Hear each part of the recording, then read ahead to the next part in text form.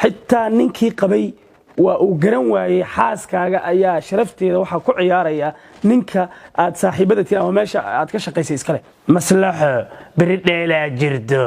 meesha kale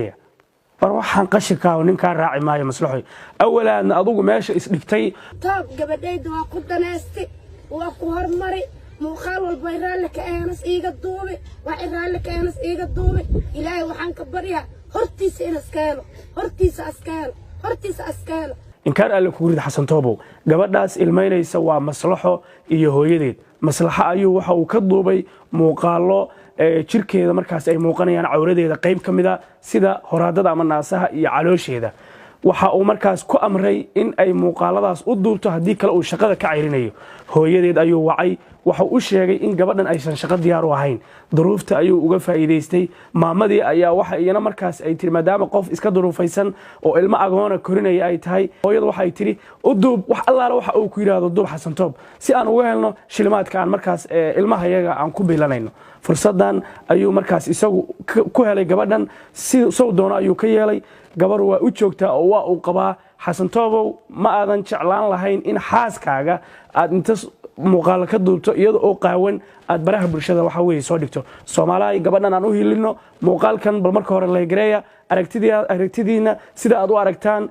fursadda uu gabadhan ku helay xasan toob oo u muuqata in reerka maslaxo iyo catoosh uu dhisay views gaar ah inuu ku raadsado sida aad markaas adinku aad u aragtaan qaybta comments-ka fikirkiina waad inoogu reebi kartaan si share gareeya maanta ay u baahan tahay maslaxo inaanu anagu garab istaagno waxa aan ku garab istaagi kartaa hadii aadan u doodi karin in muuqaalkan meel dheer aad gaarsiiso walaalkayga Soomaaliyeedo si ay markaas u arkaan bulshada Soomaaliyeed dhagarta iyo xaasinimada ka muuqata ninka lagu magacaabo xasan toob oo ummad badan oo muqdisho joogta gabdho badan oo muqdisho jooga mustaqbalkii gabarnimo ku ciyaaray iyagoo qaawan buu muuqaal ka duubay iyagoo xitaa duruufo kala duwan haystaan ayuu waxyaabo badan uga faa'iideystay ninka xasan toob yiraahdo waa nin markaas wajiyo badan leh waxaana loogu yeeraa xasan toobka musiibada ayaa muqdisho looga yaqaanaa waa nin balaaya laakiin si cuqubadan reerkaaga ay ka soo bixi doontaa xasan toobo wallahi oo billahi oo tallaah waxa jirkiis ama jirkooda dhaadhici doona ciyaalka ku jooga ee 24 hours aad siiso lacagaha xaraanta oo gabdhaha jirkooda qaawan aad ka duubto oo aad ku rikaatayso oo aad fiidiyoyaasha iyo waxyaabaha markaas dhibaatada ku ah aad ka duubto gabdhaha wariyaha gabar waa kula dhalatay waa ku dhaxdaa waa waxaan ku tilmaanaa wax qashka muxuu ah war sharaftii ragga Soomaaliyeed baa ku ciyaartay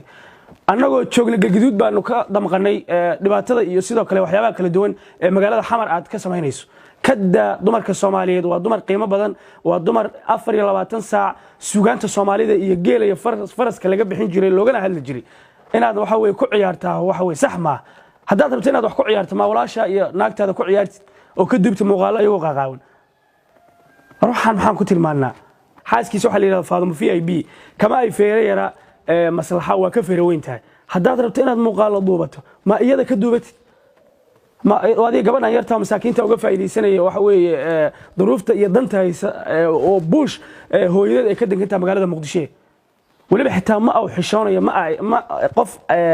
xishoonaya oo xitaa qabkiisa uu tusayo in waxan ay yihiin wax aan Ilaahay raali ka ahayn oo dulaysinimo ay tahay xitaa waxa weeye muus u muujin wariya xasan toob war maxay tahay waxaad sameynayso markii Nairobi aaday anoo dabaalnaa markasta